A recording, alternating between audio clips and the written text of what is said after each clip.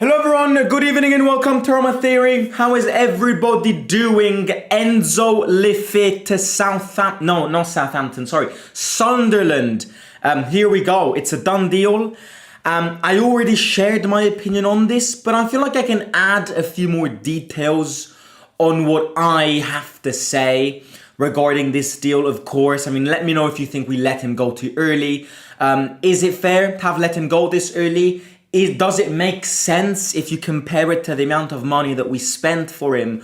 All of these questions are questions that you must answer when actually trying to analyze this deal, to actually try and come to a conclusion whether this deal is a benefit for us or whether we hurried things too easily and we weren't patient once again with him, and maybe now somewhere else in a new country, in a new team, in England, he might explode as a football player. A lot of things to say, also very, very, very interesting sources about Giovanni Sartori as potential new sporting director starting from this summer. He is Bologna's sporting director. His contract is coming to an end and Roma have approached him according to many sources.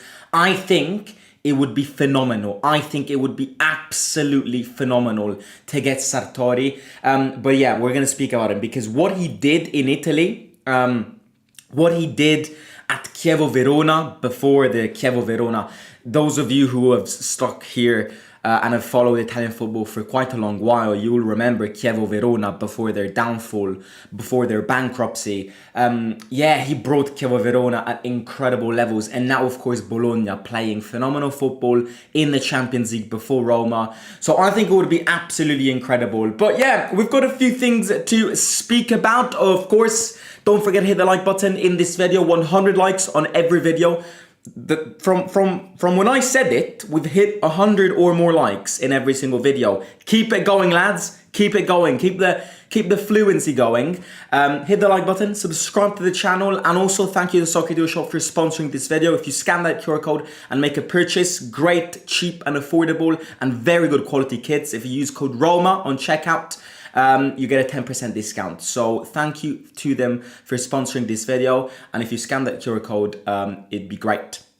It'd be great. By the way, don't feel like you need to buy a Roma kit just because the code is Roma. You can buy whatever you want. You can buy a Arsenal kit. You can buy a Lazio kit. Why would you do that? I don't know. Don't ask me. You can buy whatever you want, which is available on their website. So if you scan that QR code and use code ROMA at checkout, you'll have a 10% discount. So might as well do it. Not right. Lefebvre gone like this after 6 months. 23 million chucked away in a toilet and flushed them away. I find it incredible. I mean, I find it absolutely incredible. I am somebody who in life hates spending money. Like, I only spend money on Roma tickets, on trips with my friends, plane tickets and that stuff, and a bit, just not much, but a bit of money on clothes. I don't spend money on anything else. I hate spending money. So for me, seeing 23 million go like this is crazy. Like, it's absolutely crazy. I can't conceptualize where on earth and why on earth we spent 23 million to sign him. For a player who not even in France was considered a banger of a player. You know, I might have understood it if I might have understood this deal and the amount of money that you spent for him if he was like a very good player in France. You know, anticipate the competition amongst other clubs, be quick, spend more money and do it. But we spent 23 million on a player that nobody wanted, that barely ever played last season, and that he wasn't even that big in his own country, in France. So this deal made no sense from the very first day that Fabrizio Romano announced it. So seeing him gone, I'm not going to celebrate because look, I don't think it's fair. And I don't want to make something clear. I don't think it's his fault. I don't think it's his fault at all. You know, he had to adapt in a completely different country. And I always say this because you need to consider that Italian football and Italian, systems are extremely tactical and extremely physical. So he had to adapt, coming from a season where he barely ever played because of an injury, to a completely new country, a completely new league, a team which this season was a living mess, changed 3 managers. I can't blame him. I can't blame him. I can't blame him because had there been more stability at the club, I am convinced he would have gotten more chances and therefore maybe proved everybody wrong. But it's not been like this. And he hasn't had many chances with all 3 managers because he played very little with De Rossi. He played a bit more with Juric, but a bit more, not much. And then he played absolutely nothing with Ranieri. So you have 3 managers who don't rate him. You've got 3 managers who barely picked him. It's also fair to say that if you have 3 managers which ignore you, then you might want to leave yourself, and I don't blame him. There's one person to blame, and this person is Ghisolfi. I said it already. Now, I must congratulate Ghisolfi in finding a team that could give you the money back and bring it back to zero, bring the budget and the profit back to zero. What's it called? A break even. Okay, so I'm going to give him credit because he found the team. It's a loan. This is a loan. But it becomes a permanent move if Sunderland get promoted to the Premier League. So this is a loan with option to buy. It's a loan. They could buy him. If he plays well, they can buy him. If they don't get promoted, I don't know why they would spend 23 million on him. But if they do get promoted, then the loan becomes a permanent move, which I think is good. Because if you look at Sunderland currently play in second division of English football, which is a championship, very competitive league. Sunderland are 3rd. And remember, the first 2 teams go immediately. And then one more team, I believe, between the 3rd and the 8th, I might be wrong, they do the playoffs and whoever wins the playoffs goes up. So 3 teams go up. They're very close. They're 1 point. No, sorry, they're 4th. Sorry, not 3rd. They're 3 points off the top. So they could go up. Yeah, Sunderland till I die. I watched the Netflix series about Sunderland a few years ago, and it was actually a very fun Netflix series to watch. So I always kept a soft spot for Sunderland. I guess Sunderland has got a new fan here because when Roma won't play, I will be proudly checking Sunderland scores nowadays because if we get 23 million back from him, I would celebrate. It's not a profit. But at least you haven't lost the money. So, up to Sunderland, I guess. There's going to be a new midfield link-up in England. Enzo Lefebvre and Job Bellingham. England ain't ready for the duo. But yeah, that's the situation with Sunderland. That's the situation with the details of the deal. Now, a lot of people might go, why didn't he get many chances? And I think it's a good question to ask. Because if one manager doesn't give you a chance, then it's something. He doesn't rate him. But if 3 managers don't give you a chance, then it clearly means that you're not good enough. I think the number one reason is injuries. He presented himself as an injury-prone player and a very stubborn player. Because I remember from what I saw of Lefebvre, which is not enough to make an official judgment on him, but from what I saw, I only remember one thing he did, which is trying to dribble at the back, and the majority of times losing the ball. So he presented to me as a stubborn player and as an injury-prone player. So, in my opinion, the number one reason is because he was never fit to actually gain and compete for a starting position in that midfield.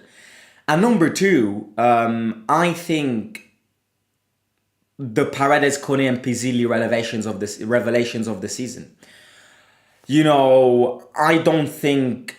In fact, I would also put I'd also put Cristante ahead of Lefebvre. From what I've seen, again, I'm not in a position to judge Lefebvre, but from what I've seen, Cristante is better than Lefebvre. Cristante has his off days, but Cristante on point is better than Lefebvre from what I've seen. So from what I've seen, he's the last midfield in the ranking. You've got Kone, who adapted phenomenally and is untouchable. You have Pisilli, who basically has the fluidity and the legs that Enzo doesn't have. And you've got Paredes, who keeps the ball in a way that Enzo can't keep it. So, having said this, you've got 3 players for sure, if not 4 with Cristante, who are better than him. No space, no game time, asked to get sold. So, yeah, look, I think now that we've sold him, and now that, there's a chance that we could get the money back, again, it's not a permanent move, it's a loan which there's a possibility it becomes permanent. You need a replacement.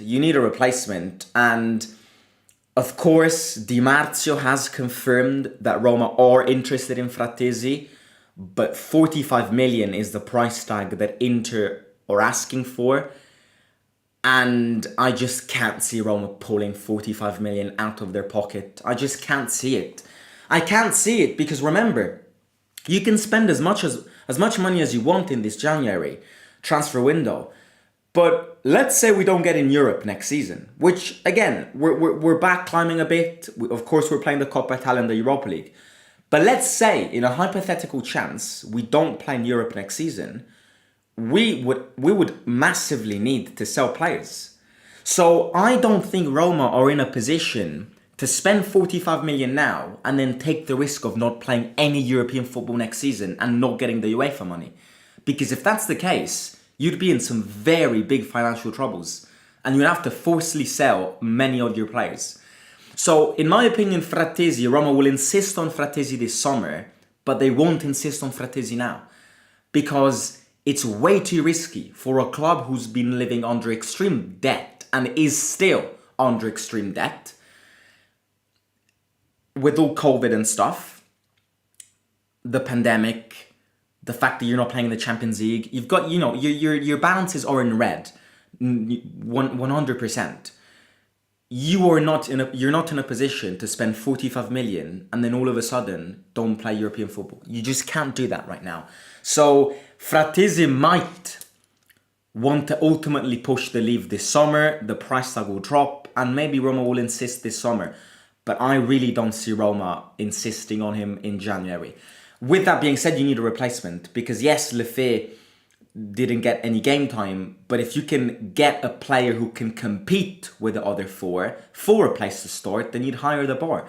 I like a replacement that I've seen linked with us, also because the Fredkins and the Everton link, is Doucouré, I'm not sure how you pronounce it, from Everton.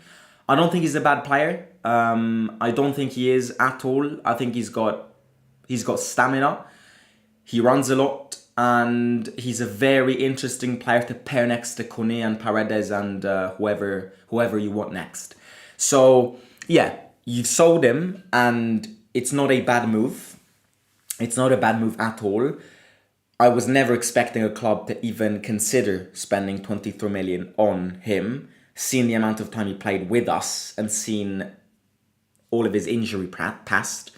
But yeah, we found Sunderland and hopefully Sunderland go up and hopefully we can get 23 million back in our bank accounts, which would be very, very good. But that's my little take on Lefebvre. Let me know what everybody thinks on him. Bellaneno, pray that Sunderland gets promoted. I think he wanted to leave. Yeah, I do think he pushed to leave. Yeah, I do think too. Good move, but I feel bad for him. He did well before his injury. It takes time to recover physically and even more time to recover form. Roma's too impatient, but we can get someone better. I agree. Also, another thing is that he looked very good this summer in pre-season because we played some very bad teams. In fact, I actually say that 99% of our team looked good this summer.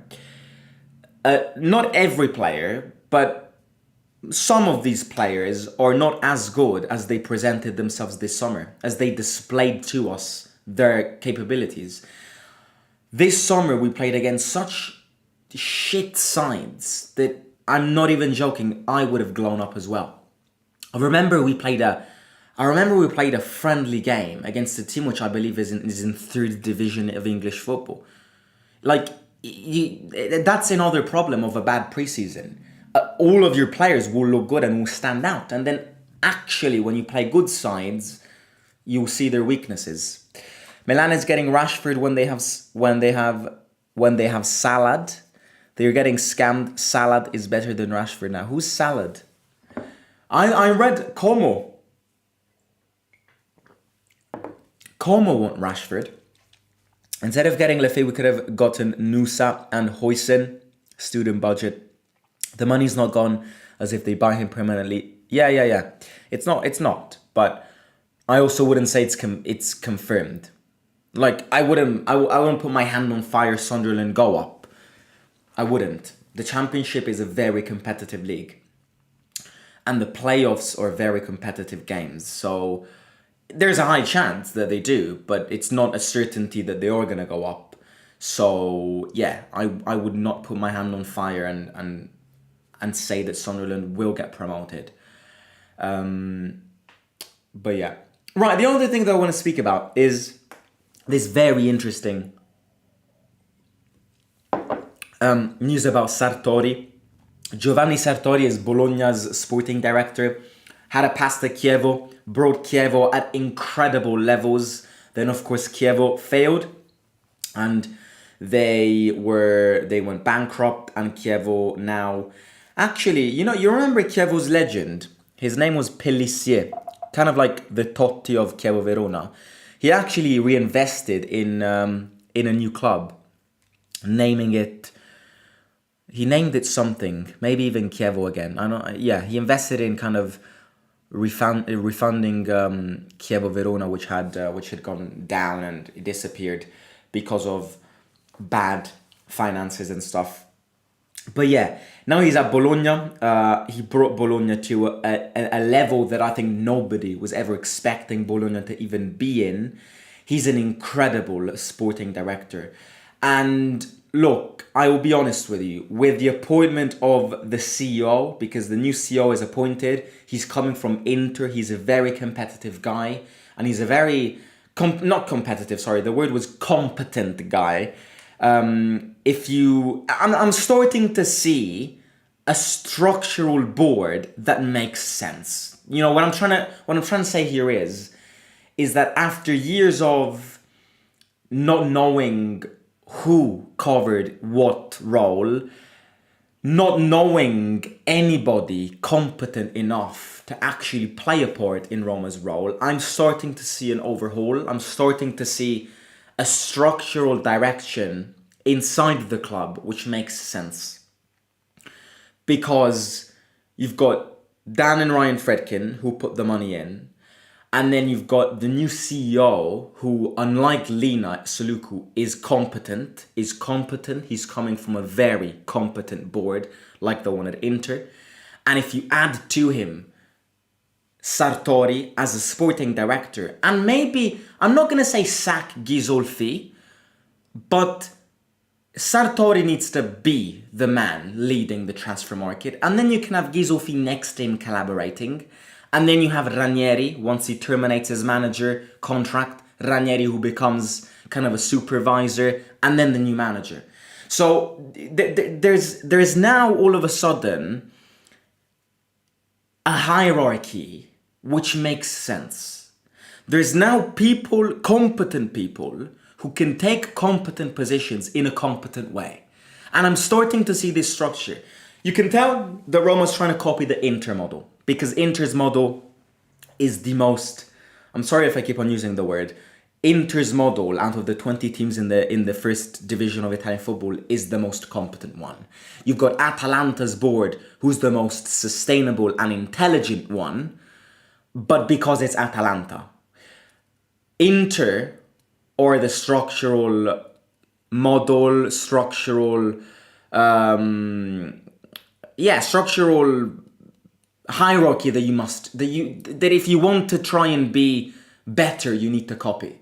Because what Inter do is that they've got the president, and then they've got the manager, but then between the manager and the president, you've got CEO, you've got Marotta, Marotta's very big, incredible powers at Inter. You've got Ausilio, who works with Marotta in the transfer window. And then you've got Zanetti as well. So I'm starting to see a structural layout which makes sense. A structural layout which won't strand and isolate a manager completely, but which will collaborate together to ultimately get the best out of this football club. And in my opinion, Sartori would be perfect for this because he's got an incredible knowledge of Italian football. He's got an incredible scouting department. This guy has brought gems and has turned gems into diamonds at every football club he's been part of. Look at Bologna. How many players at Bologna were we even able to name before last season? Zirkzee had a pass at Bayern Munich. I thought it was absolutely terrible. Salamakers as well. Calafiori. Everybody knew who Calafiori was. I was not expecting Calafiori to be where he is now when he was with us. He went to Switzerland after us. He is somebody who scouts, identifies, and gives value to players.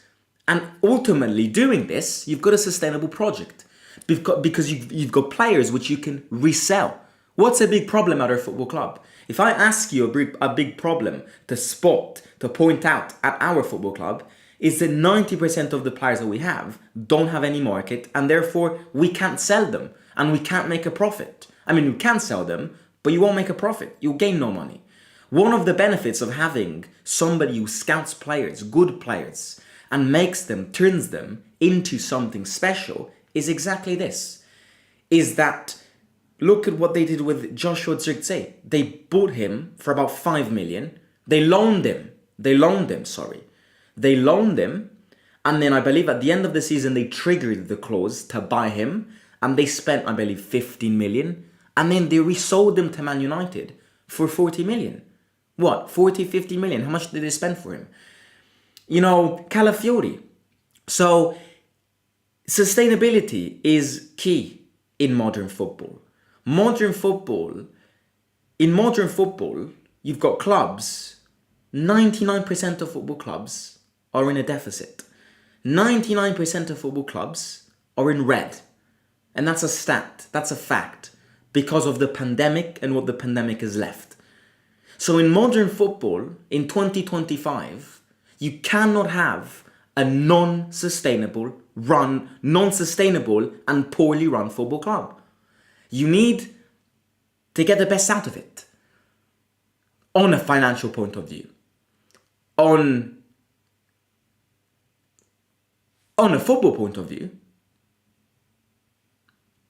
you've got players who you scout, young players, matched with experienced players as well, because we will never copy Bologna. Who you can give value to. So yeah, I think this would be great. I think this would be appointing Sartori would be a very good move, a very smart move. Now, you know me, I will never forgive the Fredkins. Even if we win the league, I will not forgive them because what we went through in these past few months, I wish to nobody. And how they treated De Rossi, how they treated components of this football club, parts, individuals, human beings, I think is ridiculous. I mean, look at it today. They sacked Sean Dyche at Everton 2 hours before a game. That's just not how you behave. So I still am very pissed. And I'm not going to forgive them that easily. But if they start making these more logical decisions, then we can speak. Then we can speak. That's what I would say. It would be a very, very good pick. It would be a very, very good appointment.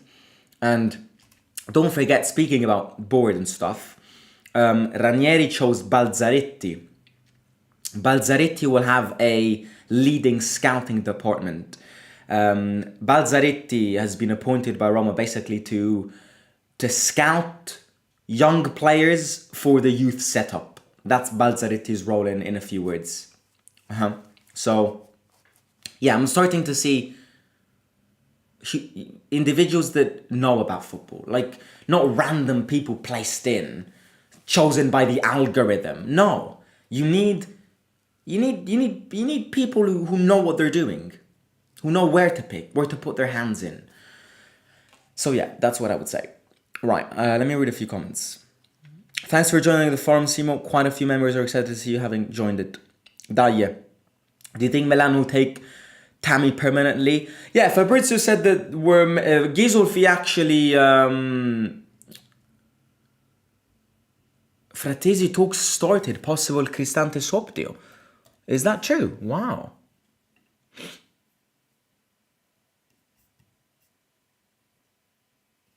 Ooh, yes. We've got a breaking news. I mean, look, the transfer window's this. It's not planned. Anything can happen at any time. Fratesi Roma, l'Inter valuta il prestito di Cristante. Hang on, let me just quickly translate this. And then I'm going to read this and then I'm going to end it. Because, yeah, I saw that Ghisolfi and one of his lawyers flew to Milan tonight to speak about Salamakers and Tammy, because Roma want to buy Salamakers and they're trying to unlock the deal as soon as possible. So that's very good news. And apparently Di Marzio said that Roma is working on Fratesi and that there is a possible swap deal with Cristante. This is very interesting. I mean, if this rumor develops tonight, we will speak about it tomorrow. I'm just gonna quickly translate this. This is coming from Di Marzio, so very, very reliable. Last minute Di Marzio. Hang on. I'm gonna use Google Translate just because I'm gonna rush it.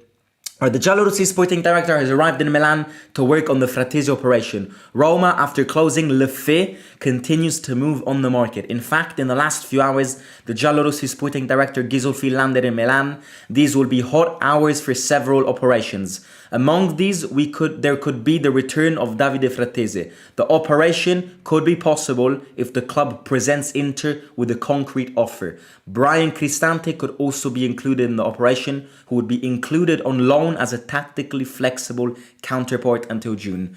Meanwhile, the Giallorossi sporting director is speaking with the agent of both players. Shortly before the derby, the Giallorossi sporting director had spoken about the transfer rumors regarding Fratesi. Yeah, this is very interesting. Let's see. I mean, Di Marzio has his daily little transfer window skit at 11 p.m. Italian time. So yeah, I mean, let's see what happens. It'd be very good because, I mean, the swap deal would be good, very good. Adding Fratesi in January would get you propped up for a very, very, very good second half in the transfer window. In the league.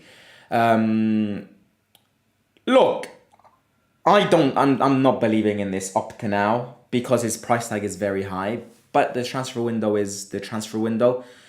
And let's see what happens, I guess. This got me excited. They got me excited. How the hell did they want to swap Fratesi for Cristante? Well, Inzaghi does have these little takes sometimes, though. Inzaghi does have these takes. Inzaghi likes players that you wouldn't expect at Inter. I mean, Arnautovic from Bologna, Aslani from Empoli. What's his name? Acerbi from Lazio. He likes these players. So it's not a surprise to me. And yeah, as Chris says, they do have more offensive box-to-box midfielders than defensive. They do play with a 3-5-2. Anyways, right, this got me excited. Let's see what happens. And I'm going to keep you updated. If you're on the fan forum, of course, we'll keep updated there over the course of tonight. Otherwise, I'm going to catch you tomorrow. And yeah, thank you very much for tuning in. I hope you enjoyed it. Nice talk today. Sartori, Lefebvre and Fratesi. Hope you enjoyed it. Hope you had your say. Let me know in the comments down below what you think will happen in January and your little comments on Lefebvre going to Sunderland. Let me just read a few more comments. Realistically, who else do you think will actually leave during this transfer window? Well, if you find a good deal, Chilik will leave, and you'll use that money to buy another right back. And ideally, like Elder, yeah, like these players will leave. Hey Legend, facts, boys and girls, like and subscribe. Thank you very much, mate. My favourite first club was Chievo, says Andre. Congrats for the derby win against that shit club, Lazio. Thank you. Look at Miki now compared to his final season at Roma, although he was stuck playing Mourinho ball and thus was miserable. Do you think we should be more focused on renewing the contract of Paredes, Dybala and Hummels? Dybala is going to happen automatically, so there's no need to work on it. Hummels, yes, and Paredes, yes. And that is it. I managed to get tickets for AZ Alkmaar away. I will be in the away end. It will be fun. It will be fun. It took me 5 hours to get the tickets yesterday, but we're going to be there in the Netherlands, representing Roma, representing Roma Theory. AZ Alkmaar, you're going down. So yeah, going to be a good video, good experience. Right, I'll talk to you soon. Hit the like, subscribe, and remember, 10% off any of your purchases if you use code ROMA at checkout, if you scan that QR code and make your purchase. I'll talk to you tomorrow, and let's see what happens with Fratesi. Bye-bye. Simo out.